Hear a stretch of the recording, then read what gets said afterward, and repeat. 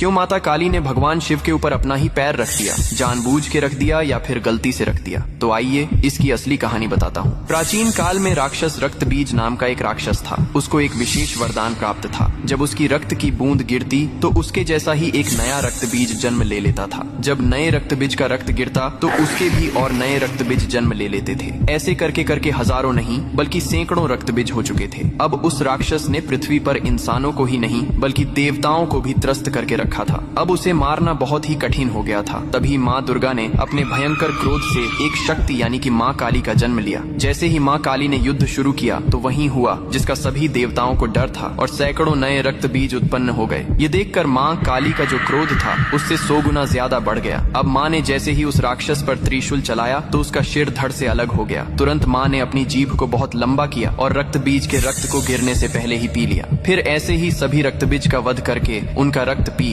कर उनका क्रोध अब 100 गुना से 200 गुना बढ़ गया था। धरती कांपने लगी थी, समुद्र मथने लगे थे, देवता भयभीत होकर इधर उधर भागने लगे थे। तब देवताओं ने भगवान शिव से प्रार्थना की, हे महादेव, आप ही माता काली के संताप को शांत कर सकते हैं। शिव ने देवताओं की पुकार सुनी और माँ काली के सामने युद्ध भूमि में पहुंच गए। लेकिन माँ अपने तांडव में इतनी लीन थीं कि उन्होंने शिव को भी नहीं देखा। तभी भगवान शिव ने स्वयं माता के चरणों में लेट गए। जैसे ही माँ काली का पैर अनजाने में शिव के सीने पर पड़ा, तुरंत उनका क्रोध शांत हो गया। उन्होंने नीचे देखा तो अपने प्रिय पति शिव थे। यह देखकर उनकी जीभ शर्मिंदगी से बाहर निकल आई। इसके बाद शिव ने मुस्कुराते हुए कहा, हे माँ, तुम्हारा यह रूप सृष्टि के संतुलन के लिए था, लेकिन यह रूप अब धरती पर बहुत धाम से पूजा जाएगा। यही कारण है कि तस्वीर में और मूर्तियों में माँ काली को शिवजी पर खड़े हुए दिखाया जाता है, जो बहुत ही शुभ माना जाता है।